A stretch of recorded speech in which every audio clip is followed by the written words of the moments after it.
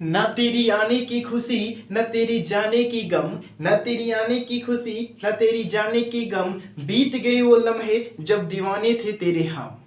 एक बात और ध्यान रखिए कि जब वक्त बदलता है तो रिवाज बदल जाते हैं, जब वक्त बदलते हैं तो रिवाज बदल जाते हैं, अगर खुद को बदलेंगे तो इतिहास बदल जाएंगे। My dear friends, first of all, you most welcome in my YouTube channel Rathod English Research Center. My dear friends, we will be discussing about the next topic of the regarding to part of speech. Yes my dear friends, आज जो है हम लोग part of speech के जो next topic जो हो गए, पिछले क्लास में in the previous class we discuss about the from noun to adjective. Yes my dear friends, जो हम लोगों ने पिछले क्लास में नाउन से लेकर एडजेक्टिव तक के जितने पार्ट ऑफ इसको इंट्रोडक्शन के बारे में हम लोग समझे, आज जो है हम लोग वर्ब से लेके पूरा इंटरजेक्शन तक आज हम लोग पार्ट ऑफ स्पीच को कंप्लीट करने जा रहे हैं। सो आज के हम बिना समय को बर्बाद किए हुए आज हम शुरू करेंगे पार्ट ऑफ स्पीच के जो एडजेक्टिव से बचे हुए जो भी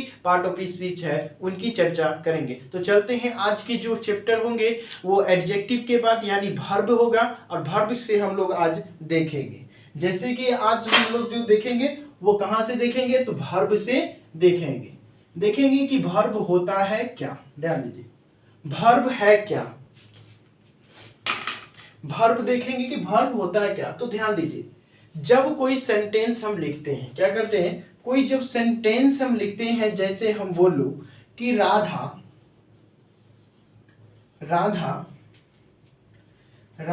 एंड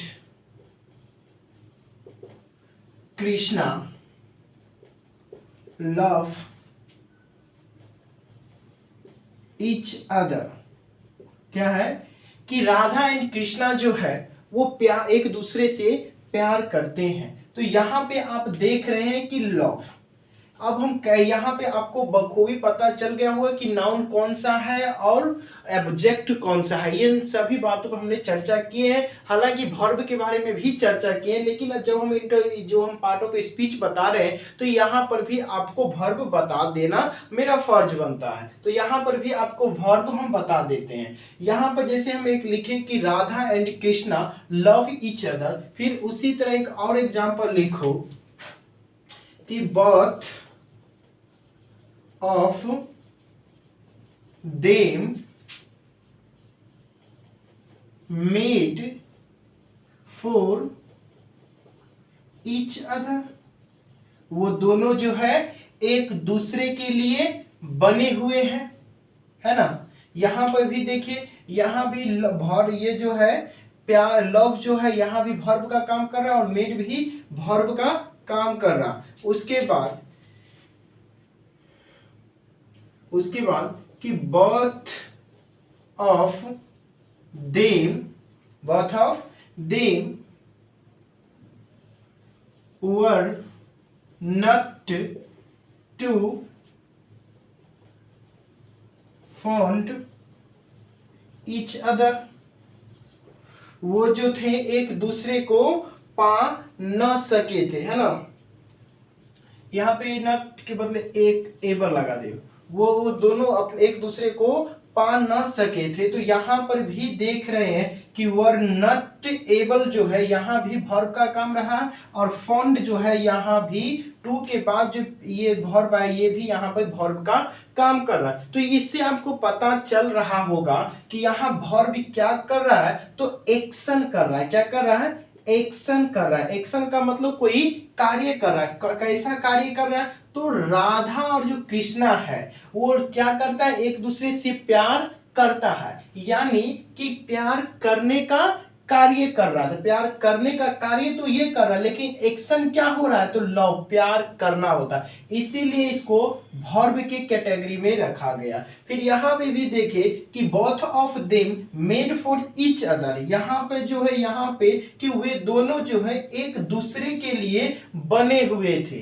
तो एक दूसरे के लिए बने हुए थे, लेकिन कब तक, प्यार जब किए तब तक के लिए। तो यहाँ पर भी बनना के सेंस जो दे रहा है वो भी वर्ब के ही कैटेगरी में, यानी ये भी एक्शन ही बता रहा है। और यहाँ पर देखिए कि वर नॉट एबल, यहाँ पर अयोग्य होना, यहाँ आप देख रहे हैं कि किसी चीज को यानी हैपनिंग को बता रहा है। क्या बता रहा है, हैपनिंग। यानी आप ये भी समझ सकते हैं कि यानी जो वर्ब जो होगा वो हैपनिंग को, किसी चीज के हैपनिंग को बताता हो तो वो भी किसके कैटेगरी में आएंगे, तो वर्ब के कैटेगरी में ही आएंगे। जब इतना बता दिए तो एक बात और दिए, जैसे हम बोलूं कि I have a pen, I have a pen, ये मेरे पास एक कलम है। तो यहां पर भी जो हैव देखिए ये भी वर्ब का काम कर रहा है, लेकिन कैसा वर्ब का काम कर रहा है, तो पोसेशन बता रहा है। क्या बताता रहा, पोसेशन, पोसेशन बता रहा है ना। यानी किसी चीज पर अधिकार को भी जो बताता है वो भी वर्ब की कैटेगरी में आता है, और जो किसी चीज का हैपनिंग को यानी होना या किसी चीज की उपस्थिति को बताता है वो भी क्या किसके अंतर्गत आता है, तो वर्ब के ही अंतर्गत आते हैं। और जो कार्य एक्शन करता है तो वो भी वर्ब के ही अंतर्गत आते हैं। यानी हम साफ साफ बोल सकते हैं कि वर्ब क्या है, तो verb is a word, verb वह शब्द है जो which is expressed, क्या करता है, एक्सप्रेस्ड करता है। तो किसको, which expressed किसको, तो the happening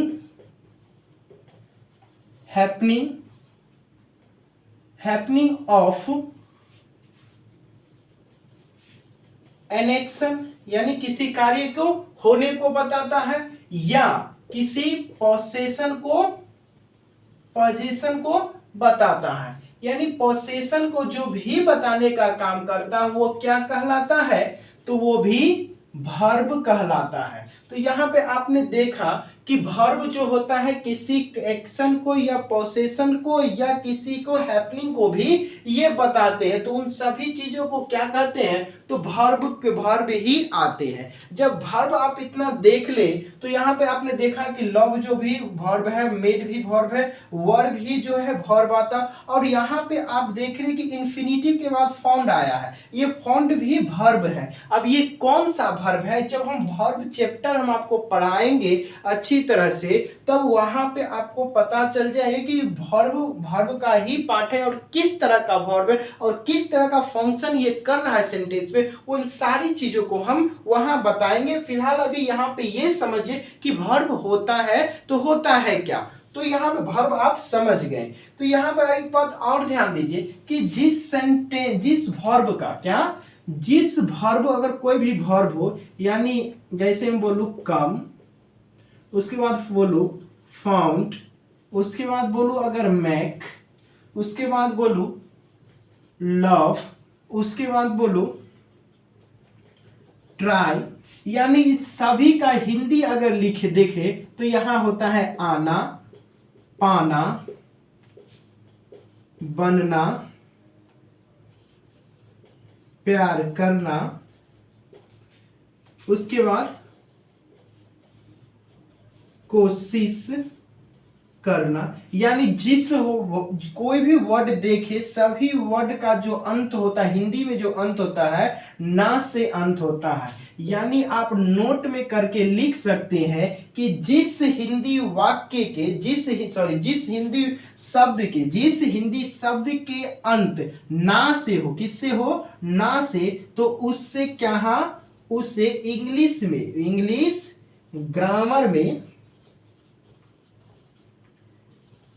ग्रामर में कहा, वर्ब के कैटेगरी में रखते हैं। तो वर्ब के कैटेगरी में रख लेंगे। यानी आप समझ गए कि वर्ब क्या होता है और वर्ब का फंक्शन क्या है। और इसको जो हम यहाँ वर्ब आप समझ लिए, अब आगे जब भी कभी हम नाउन पढ़ाएंगे उसमें हम जब वर्ब का चर्चा करेंगे तो वहां पे आपको पहचानने में दिक्कत नहीं होगा कि ये कौन सा है, ये क्या है, ये क्या है, ये क्या है, वहां पहचानने की दिक्कत नहीं होगा। तो फिर आपको ये समझ में आ गए होंगे कि वर्ब क्या है। तो इसको आप चाहें तो यहाँ पे स्क्रीनशॉट ले सकते हैं। इसके बाद हम इसको मिटा रहे हैं।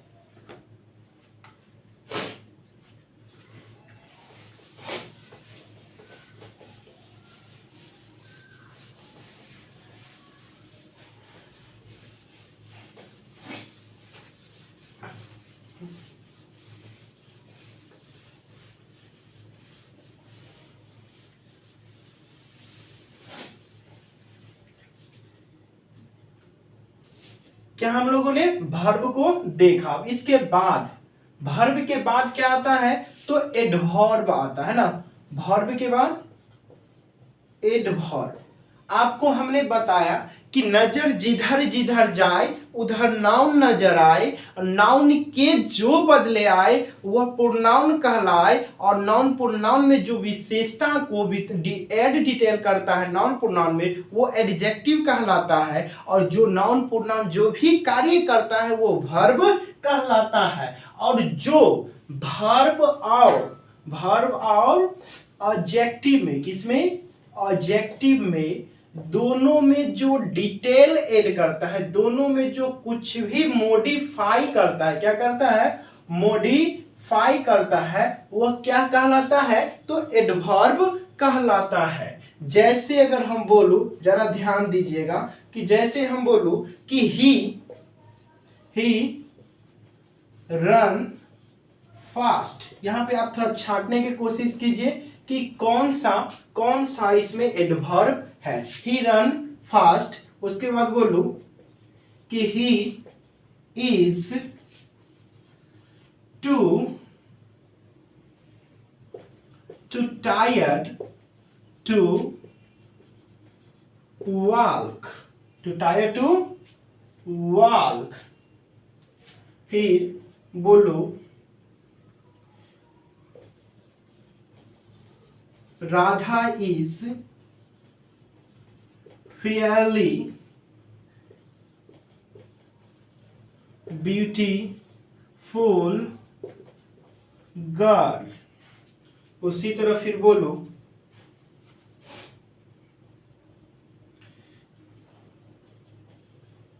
रामा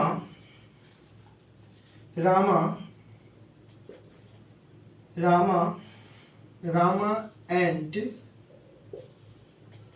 मोहन were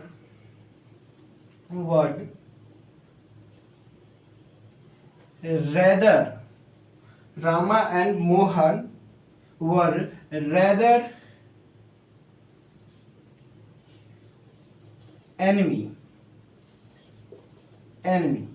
रामा और मोहन जो है वो कैसी है, एक कट्टरपंथी, एक बहुत ही खतरनाक दुश्मन है।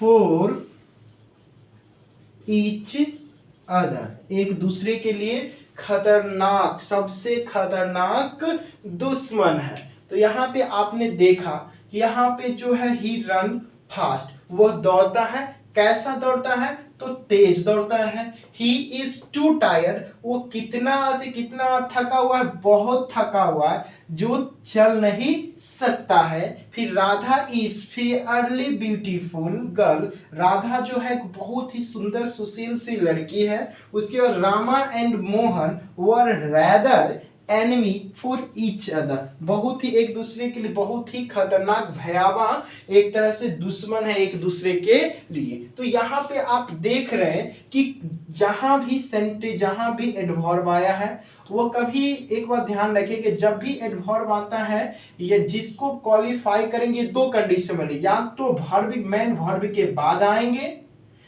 जिस दो कंडीशन में जिसको क्वालिफाई करना होगा ठीक उसके बाद आएंगे, नहीं तो उसके पहले आते, बस दो ही कंडीशन में आएंगे। लेकिन किसको क्वालिफाई करता है, तो ध्यान देखिए, जब भी ये एडवर्ब जो है किसी भी अगर वर्ड में, अगर किसी भी वर्ड को अगर क्वालिफाई करता है तो वो वर्ड क्या क्या हो सकता है, तो जरा ध्यान दीजिए। वो वर्ड हो सकता है, यानी आप कहे तो नाउन को, किसको, नाउन और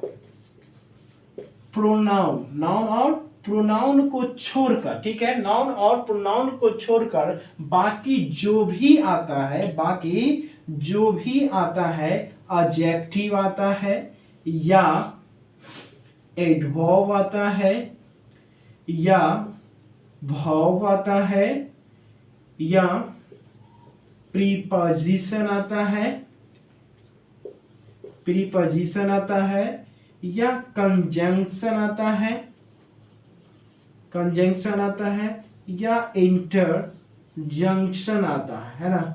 यानी कुछ भी इन सभी या नाउन प्रोनाउन को छोड़कर जो भी शब्द आए उन सभी शब्दों में अगर इस सभी शब्दों को यानी सारी पार्ट ऑफ स्पीच को अगर मॉडिफाई करना हो तो मॉडिफाई किसको करेंगे, तो वो कौन करेंगे, तो एडवर्ब ही करेंगे। तो यहाँ बोलिएगा कि यहाँ पे एडवर्ब तो है ये है, तो एडवर्ब को भी क्वालिफाई करता है। तो जी हजूर, हर एडवर्ब जो है एडवर्ब को भी क्वालिफाई करता है। तो कैसे क्वालिफाई करता है सब हम आपको बारीकी से जब एडवर्ब चैप्टर हम पढ़ाएंगे तो उसमें हम आपको बताएंगे किस तरह काम करता है। फिलहाल आप यहाँ पे इतना समझिए कि एडवर्ब का किस तरह के होते हैं और इसका यूज फिलहाल थोड़ा यूज आइडेंटिफिकेशन के बारे में हम चर्चा करेंगे।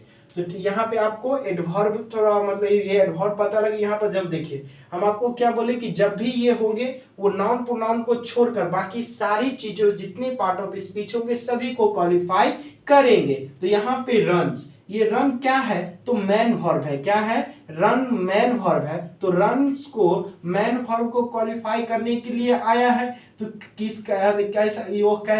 कैसा दौड़ता है, तो तेज दौड़ता है ना, तेज दौड़ता है। यानी ये मैनर का काम कर रहा है। क्या चीज का काम कर रहा है, मैनर का काम कर रहा है। तो इसीलिए इसका नाम यानी आदत मैनर नहीं मतलब वो कैसा दौड़ता है, तो तेज दौड़ता है ना। कैसा दौड़ता है, तो तेज दौड़ता है। तो फास्ट हुआ, उसी तरह फास्ट मतलब तेज दौड़ना भी मैनर ही हो ना, तो एडवर्ब ऑफ मैनर इसको बोला जाता है। उसके बाद कि he is too tired to walk, यानी वह इतना थक गया है कि वो उसे चला नहीं जा सकता। तो यहाँ पर जो है ये जो टू आया है वो एडवर्ब ऑफ क्वांटिटी यानी मात्रा के बताता है कि उसको इतना थक गया, कहीं ना कहीं वो मात्रा को जज कर रहा है, इसीलिए वह ही इज यहाँ पर इसको एडवर्ब ऑफ क्वांटिटी के अंतर्गत रखा गया। तो यहाँ भी देखिए यानी एक्सिलरी वर्ब है, यहाँ एक्सिलरी वर्ब को भी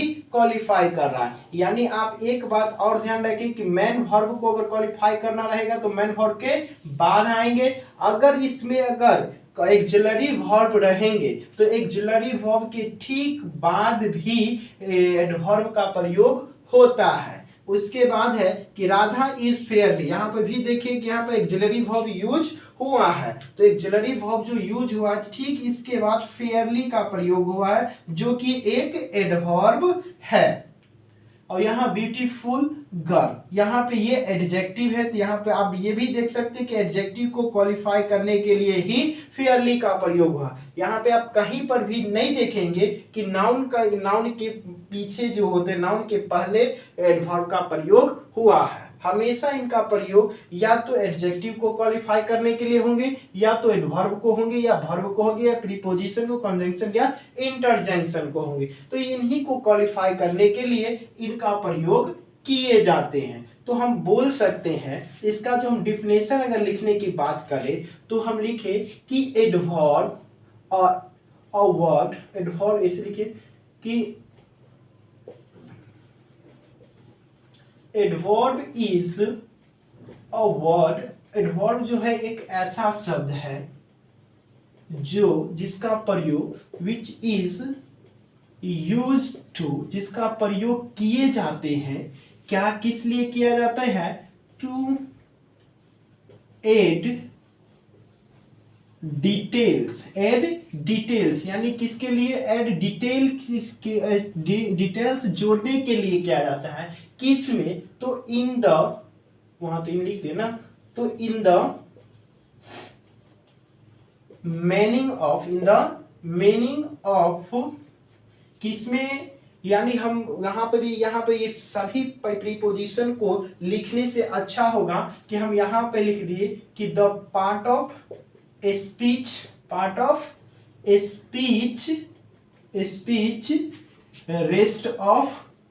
रेस्ट ऑफ नाउन और प्रोनाउन, यानी नाउन और प्रोनाउन को छोड़कर बाकी जितने भी पार्ट ऑफ स्पीच है वो पार्ट ऑफ स्पीच में अगर एड डिटेल करता हो तो वह क्या कहलाता है, तो वह आपको उसको हम कह सकते हैं कि वह इज कॉल्ड एडवर्ब कहलाते हैं। क्या कहलाते हैं, तो एडवर्ब कहलाता है। तो आपको एडवर्ब समझ में आ गए होंगे कि एडवर्ब होता है क्या। तो आप अगर चाहें तो एग्जाम्पल में करके 2-4 एडवर्ब लिख सकते हैं, जैसे फास्ट, उसके बाद टू, एज, फेयरली,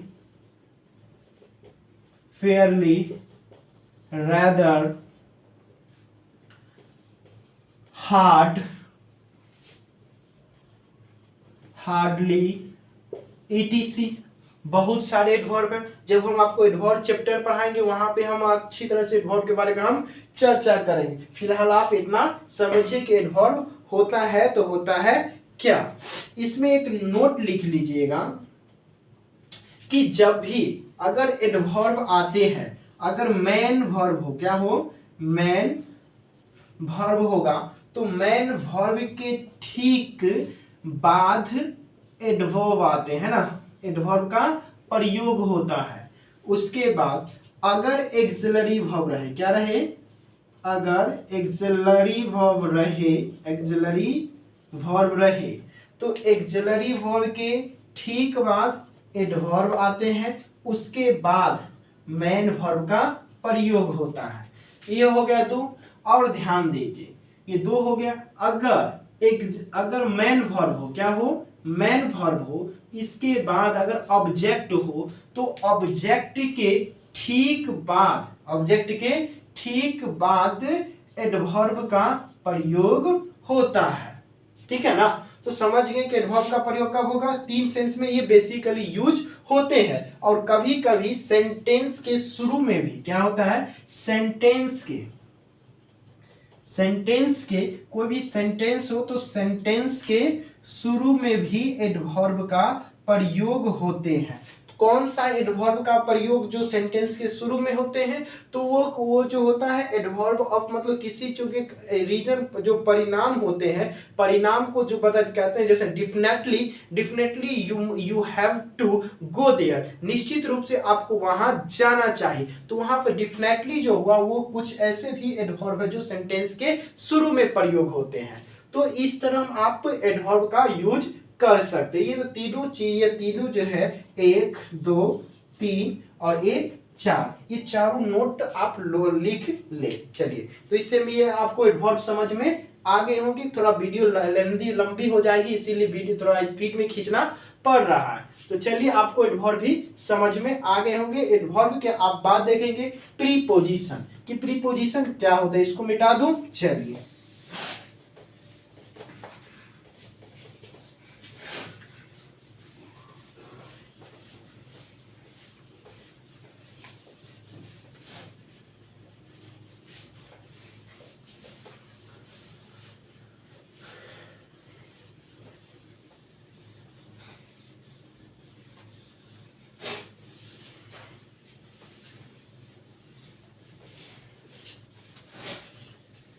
अगर आपको समझ में नहीं आ रहे होंगे तो कमेंट में कीजिएगा कि किस तरह से आपको, मतलब उस समझ में कहाँ क्या प्रॉब्लम है, आप कमेंट करके बता सकते हैं। तो अब हम देखेंगे, यानी आपने एडवर्ब, एडजेक्टिव भी देख लिया, वर्ब भी देख लिया और एडवर्ब भी देख लिए। इसके बाद बारी आती है प्रीपोजिशन का। किसके बारी आती है, प्रीपोजिशन का बारी आती है। प्रीपोजिशन क्या होता है, जरा ध्यान दीजिए। पता है आप लोग अगर पहली बार इंग्लिश पढ़ रहे होंगे तो बखूबी है कि आपको ज्यादा भारी लग रहा होगा, लेकिन ध्यान रखने की ये भी बात है कि जिसने इस समस्याओं से अगर कठिनाइयों से जो हार मान जाता है वो जिंदगी से हार मान जाते हैं। इसीलिए कहते हैं कि परों को खोल परिंदा उड़ान देखना चाहता, परों को खोल जवाना उड़ान देखना चाहता है, परों को खोल जवाना उड़ान देखना चाहता है, धरती पे बैठ के क्या आसमान देखना चाहते हो। इसीलिए अगर सक्सेस पाना है ना, तो सक्सेस पाने के लिए दिन रात एक करना ही होगा। लोग अक्सर बोलते हैं कि अरे दिमाग काम नहीं कर रहा है, जो इतना ही 10 घंटा 6 घंटा पढ़ते, 8 घंटा 10 घंटा पढ़ते, उसके बाद कहते आप हमसे पढ़ा नहीं हो, पढ़ नहीं सकते, आप थक गए। लेकिन जब आप थक जाते हैं, उनके बाद अगर जो भी जो भी आप मेहनत करते हैं वो आपका रियल फैक्ट होता है कि आप जो है अपनी वो जो नींद होते हैं, अपनी जो बॉडी जो हैबिट बना, उन हैबिट को भी तोड़ सकते हैं अगर आपके अंदर जज्बा हो तो। और आप कठिन से भी कठिन एग्जाम को आसानी से पास कर सकते हैं और बड़े बड़े समस्याओं को भी हल आसानी से कर सकते हैं। तो इसी तरह होता है, इसीलिए थके नहीं, एकदम एनर्जेटिक रहें। अभी रात को देख रहे हैं कि पक्का 12:30 बज रहा है और 12:30 बजे रात में आज हम वीडियो को बना रहे हैं आप लोगों के लिए। तो इसी तरह आज जो है हम लोग आज पार्ट ऑफ स्पीच को इन करेंगे, उसके बाद नाउन चैप्टर को बहुत ही बेहतरीन पूरे बेसिक से लेके एडवांस लेवल तक आपको बताएंगे, ताकि आप छोटे से आप बेसिकली हम जो है सीटेट और जो भी छोटे मोटे एग्जाम होते हैं, एयरफोर्स, जीडी, ईडी जितना होता है, सभी छोटे मोटे एग्जाम को लेकर हम चल रहे हैं। तो उन सभी बड़े सीजन यूजल को तो हम नहीं कर सकते, लेकिन छोटे मोटे जितने भी एग्जाम होते हैं सभी एग्जामों को ये कैप्चर कर लेंगे। तो चलिए आज हम फिर प्रीपोजिशन के बारे में देखते हैं कि प्रीपोजिशन क्या होता है। ध्यान दीजिए, प्रीपोजिशन क्या होता है, एक बार 1-2-4 सेंटेंस लिखता हूं, उसमें थोड़ा आप समझने की कोशिश करें। जैसे हम लिखो कि I live in this house,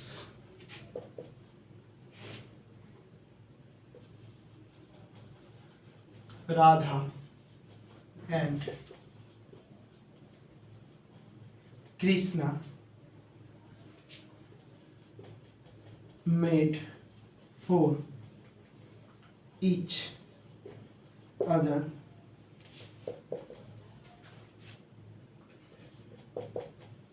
Vikram and Kavi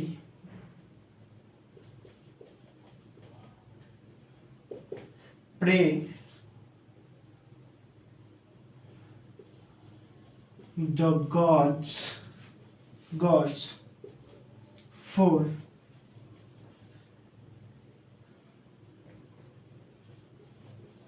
each other life।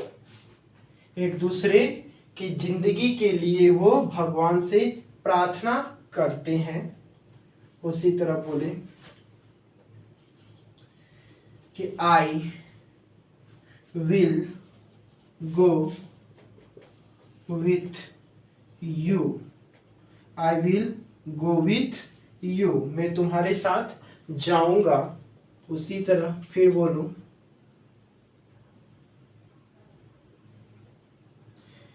कि राजू एंड रानी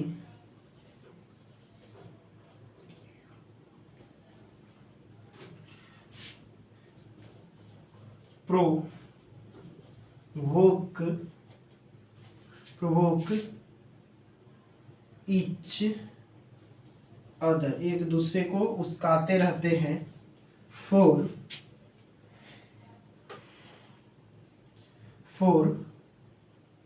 किस लिए उस्काते रहते हैं, तो क्या बोल सकते, किस लिए उसको उस्काते रहेंगे, ठगने के लिए, चीटिंग, एक दूसरे को ठगने के लिए एक दूसरे को उस्काते रहते हैं, या सेपरेशन के लिए। सबसे अच्छा बोले सेपरेशन लग ले, अलगाव के लिए, है ना,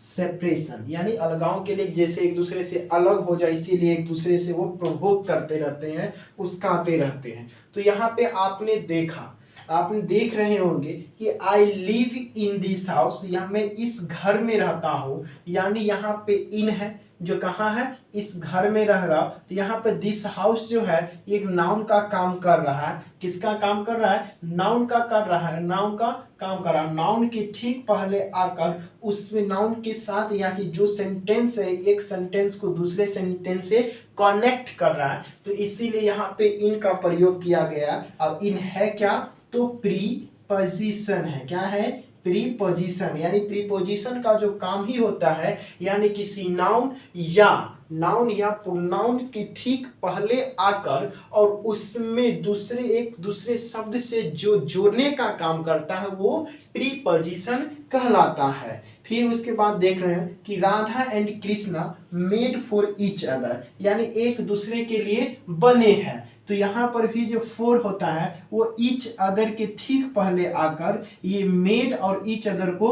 जोड़ने का काम कर रहा है। तो यहाँ पर भी जो है प्रीपोजिशन हुआ, है ना।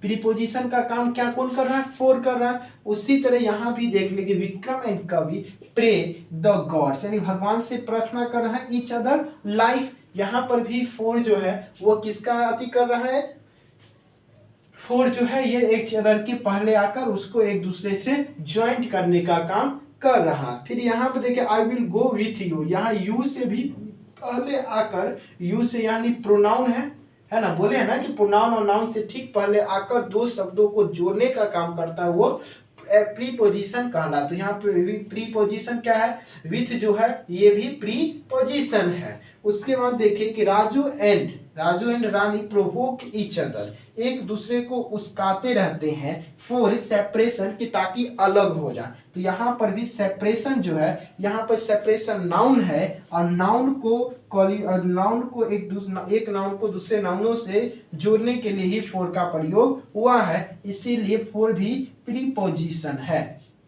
तो यहाँ पे आपने देखा, तो इसीलिए आप कह सकते हैं कि प्रीपोजिशन जो होता है, प्रीपोजिशन वह शब्द या वह वर्ड होते हैं जो किसी भी नाउन और प्रोनाउन के ठीक पहले आकर दो शब्दों को किसी सेंटेंस में जोड़ने का काम करता है, वो प्रीपोजिशन कहलाता है। तो आप लिख सकते हैं,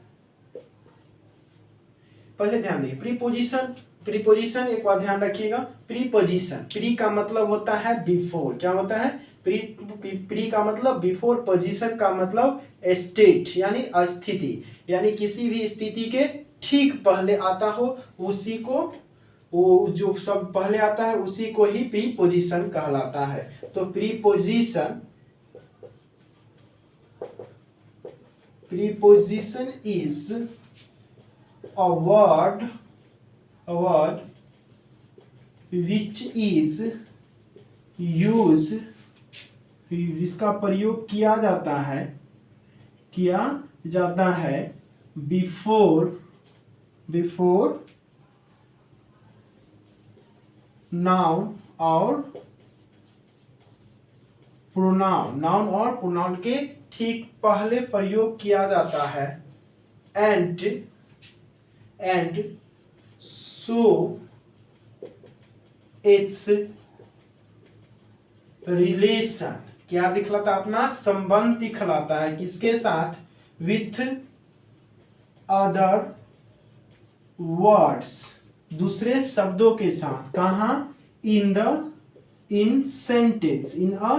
सेंटेंस, यानी किसी भी सेंटेंस में वह क्या कहलाता है, तो इज कॉल्ड प्रीपोजिशन कहलाता है ना, प्रीपोजिशन कहलाता है। तो प्रीपोजिशन भी आपको समझ में आ गए होंगे कि प्रीपोजिशन क्या होता है। एग्जाम्पल में आप लिखना चाहते हो तो कुछ प्रीपोजिशन लिख लीजिए, जो इसे भी हम जब प्रीपोजिशन पढ़ाएंगे तो वहां तो हम विस्तार से पढ़ाएंगे ही, बताएंगे ही। जैसे लिखिए preposition to, in, at, with,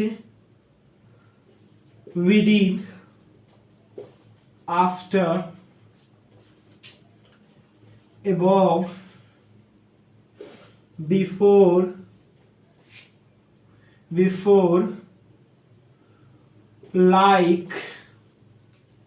like, over, behind, क्या है, behind, under, etc।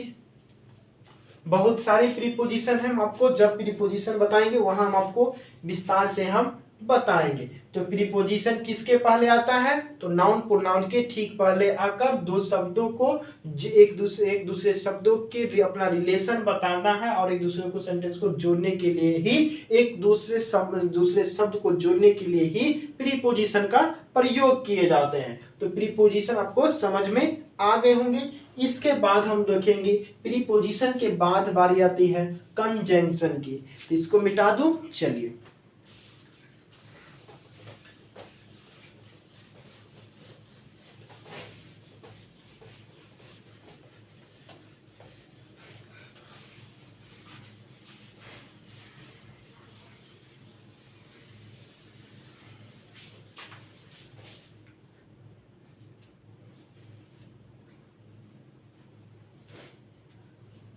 ध्यान दीजिए, अब बारी आती है कंजंक्शन की। किसका?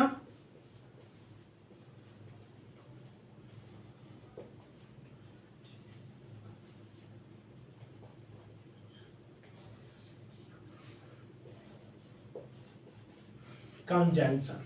कंजंक्शन क्या होता है?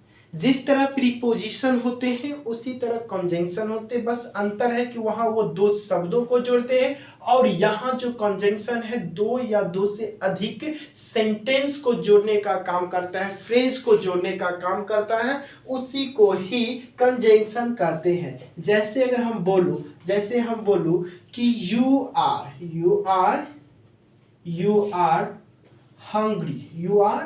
हंग्री, तुम भूखे हो, बट लेकिन आई एम सैटिस्फाइड, लेकिन मैं एकदम खा के एकदम अंगड़ाई की तरह हूं, मैं अगड़ाया हुआ हूं, खा के एकदम मस्त हूं, वो सेंस देते हैं। ठीक है।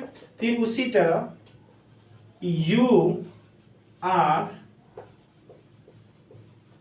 ब्यूटीफुल गर्ल, और as well as your body is very fitness, तुम्हारी बॉडी जो है वो भी बहुत फिटनेस है। उसी तरह फिर बोलो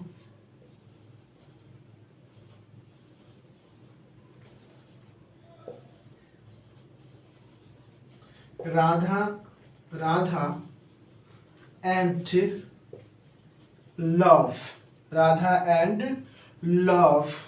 लव वर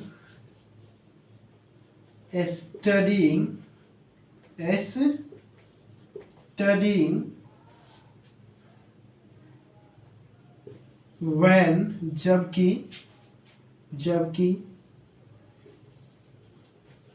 रुचि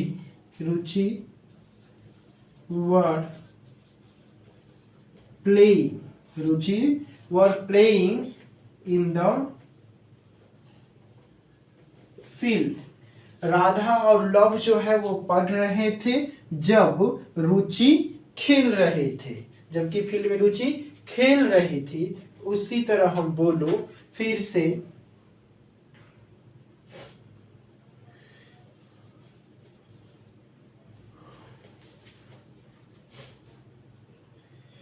बोलो कि Ram is not only a teacher but also a mentor, Ram जो है एक टीचर ही नहीं बल्कि एक मार्गदर्शक, एक मोटिवेटर भी है। तो यहाँ पे आप देख रहे होंगे कि दो एक यू आर हंग्री, ये एक सेंटेंस हुआ, आई एम सीटेबल। यहाँ पे दो सेंटेंसों को जो जोड़ने का काम कर रहा है, ये कंजंक्शन है। क्या है? कंजंक्शन है। तो ये जो बट है ये दो सेंटेंस को जोड़ने का काम कर रहा है, इसीलिए इसे कंजंक्शन की कैटेगरी में रखा गया है। उसके बाद है कि you are beautiful girl, you are beautiful girl, you and your body is very fitness, यानी आप बहुत एक सुंदर सी लड़की है और आपकी जो बॉडी है वो भी बहुत ही फिटनेस है। तो यहाँ पे ये दोनों सेंटेंस को जो जोड़ने का काम कर रहा है वो एज वेल एज कर रहा है, इसीलिए ये भी क्या है तो कंजंक्शन है ना। उसी तरह राधा एंड लव, यहाँ पे भी आप देखें कि राधा और लव जो है यहाँ पे ये दो वर्ड है, यानी दो वर्ड को भी जोड़ेगा और दो वर्ड और सेंटेंस को भी जोड़ता है, वो भी कहाँ आते हैं कंजंक्शन के ही कैटेगरी में आते हैं। तो राधा एंड यहाँ पर जो एंड है ये भी कंजंक्शन ही है, क्या है कंजंक्शन ही है। उसके बाद कहता Radha and Luv were studying but when, जबकि रुचि वाज प्लेइंग, जबकि रुचि मैदान में खेल रहे थे। तो यहाँ व्हेन जो है ये व्हेन किसका काम कर रहा है तो ये व्हेन जो है आप ये कंजंक्शन की काम कर रहा है, किसका काम कर रहा है कंजंक्शन की काम कर रहा है। उसके बाद है कि Ram is not only a teacher but also a mentor, यहाँ पर जो है नॉट ओनली बट ऑल्सो जो भी है ये भी कंजंक्शन का ही काम कर रहा है। तो यानी यहाँ आप देख रहे हैं कि दो सेंटेंस को भी जोड़ रहा है और दो शब्दों को भी जोड़ रहा है। तो यानी आप कह सकते हैं कि जो शब्द किस दो सेंटेंस को और दो वर्ड को जोड़ने का काम करता हो वह क्या कहलाता है तो वह कंजंक्शन कहलाता है। क्या कहलाता है कंजंक्शन कहलाता है। तो आप लिख सकते हैं कि कंजंक्शन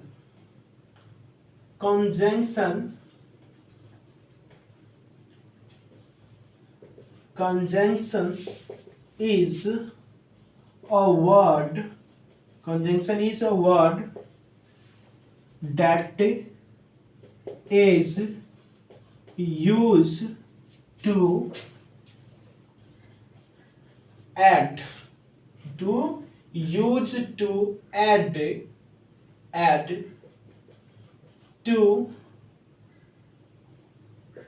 words है ना या to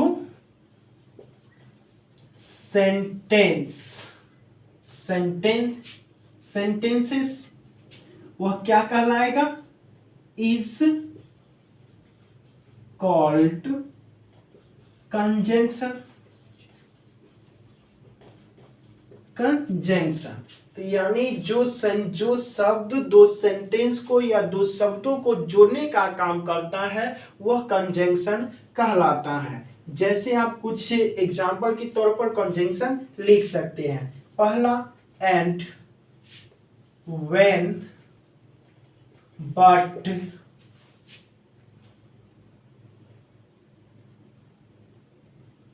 each, neither or, either nor, either और, उसके बाद neither nor, उसके बाद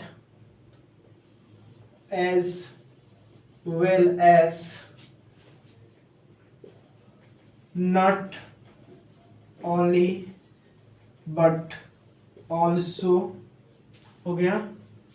उसके बाद एक कॉम्बिनेशन और का भी आता है और भी लिख सकते, ये भी कंजंक्शन ही है। उसके बाद एज भी कंजंक्शन के रूप में काम करते हैं। तो इस तरह बहुत सारे कंजंक्शन हैं। जब हम कंजंक्शन पढ़ेंगे तो वहाँ पे आप एकदम बहुत ही अच्छी तरह से हम कंजंक्शन बताएंगे, कभी भी आपको दिक्कत नहीं होगी। तो खासकर यही कंजंक्शन के यही थोड़ी सी आपको व्यू लेना है, इंट्रोडक्शन करा देते कि कंजंक्शन आखिर होता है क्या, जब हम सेंटेंस किसी सेंटेंस में हम यूज करें कॉन्जंक्शन, तो वहां पे आपको दिक्कत थोड़ी सी भी नहीं होनी चाहिए कि कॉन्जंक्शन क्या होता है। तो कॉन्जंक्शन आप समझ गए होंगे। इसके बाद आज का अंतिम टॉपिक और अंतिम पार्ट ऑफ स्पीच देखेंगे, इंटरजंक्शन। इसको मिटा दूं, चलिए।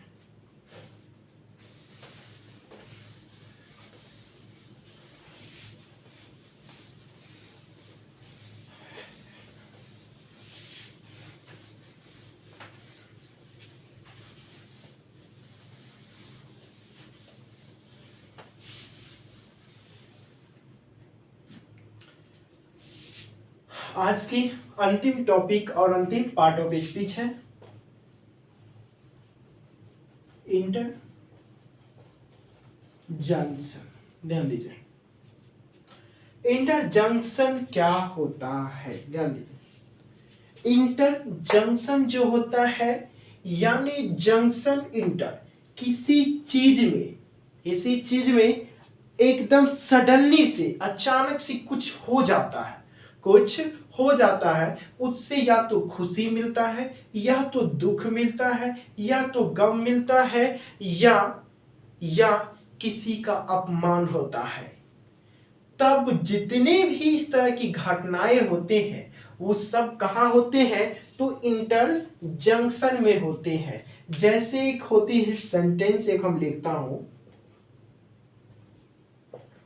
लिखो अल्लाह। क्या होता है, अल्लाह है। तेरी कितनी दुख की बात है कि your father died at 56 years old. आपके पिता जो हमारे 56 साल की अवस्था में मर गए, कितनी दुख की बात है। उसी तरह बोलो सोरो, क्या कहो, बहुत बेचारा दुख में है। क्यों दुख में है, तो Ramesh girl friend abandoned, ABNDONE, abandoned him in the mere nest, SISTUATION situation, mayor nest situation में छोड़ के चले गए। उसी तरह हम बोलू फी फी, छी छी, छी छी, he is eating his buffalo, BUFFALO, buffalo flesh, छी छी, वह भैंस का मीट खा रहा है ना। तो यहाँ पे आपने देखा कि ये जो अल्लास है, सोरो है, फीफी है, उसी तरह हुर्रा आता है, उसी तरह हेलो जो होता है वो भी, हे होता है, ये भी, ये सब जितने भी होते हैं ये सभी किसके कैटेगरी में आते हैं, तो इंटरजेक्शन की कैटेगरी में आते हैं। यानी जो सेंटेंस क्या होता है, अ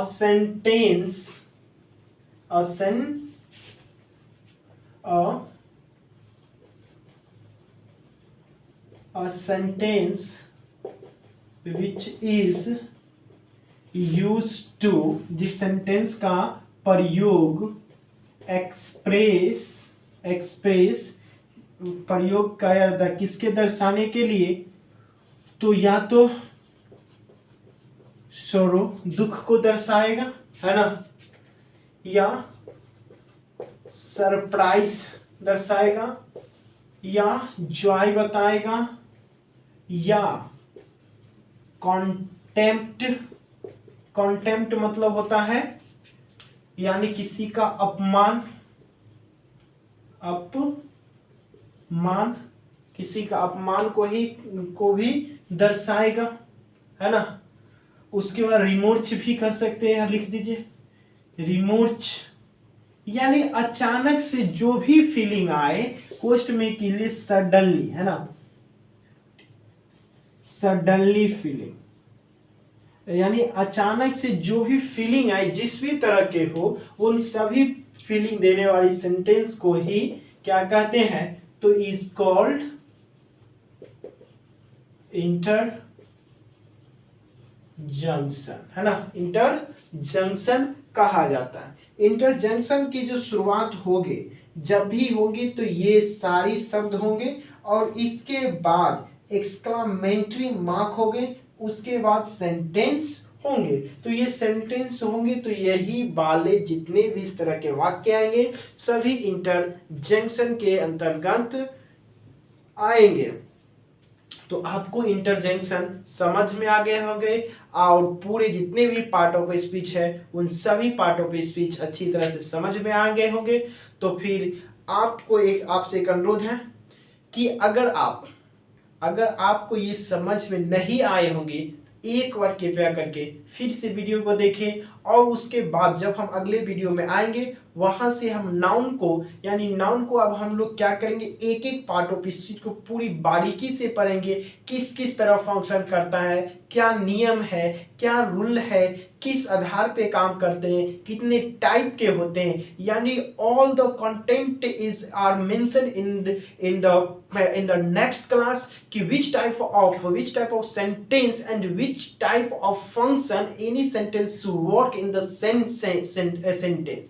Yes my dear friend, कि whenever we are going to write any application and read the any book, that time we have to face the lots of problem कि how to read and how to understand the authentic meaning of the any sentence, that is the very main thing कि हम किस तरह कोई भी sentence को, किसी किताब को, आसानी एप्लीकेशन को लिखेंगे, समझेंगे, तभी हम लोगों को बहुत बड़ी परेशानी हो जाती है कि हम लोग कैसे जानेंगे। तो इसीलिए ये जो ग्रामेटिशियन ने बहुत ही अच्छी बुक बनाए, ग्रामर बनाए। तो ग्रामर की सहायता से आप किसी भी इंग्लिश राइटिंग का पैराग्राफ हो, ऐसे हो या कॉम्प्रिहेंसिव, आसानी से आप समझ सकते हैं। और हम जो बार और एक एक करके हम वोकैब का भी क्लास ला रहे हैं, फ्रेज का भी क्लास ला रहे हैं और आपको उसके रिगार्डिंग आपको जो भी स्ट्रक्चर जो आपको स्पोकन में बोलने के लिए जो हेल्प करेंगे, सारी स्पोकन क्लास को भी हम लोग एक करके आपको दे रहे हैं। अब तक 11 से 12 क्लास स्पोकन का भी हो चुका है और वर्ड का भी 5-6 क्लास और फ्रेज का भी 7-8 क्लास हो और ग्रामर को तो चल ही रहा है। तो आपसे आशा है कि आप लोग जितने भी जो समझाए हैं उन सभी पर आप अच्छे से अध्ययन करेंगे और आने वाले वीडियो में फिर से मिलेंगे। तब तक के लिए जय हिंद। और चैनल पे नए होंगे तो चैनल को सब्सक्राइब करते हैं, बेल आइकन को दबा दें, अपने दोस्तों के पास भी शेयर करें। तब तक के लिए जय हिंद, मिलते हैं नेक्स्ट वीडियो में।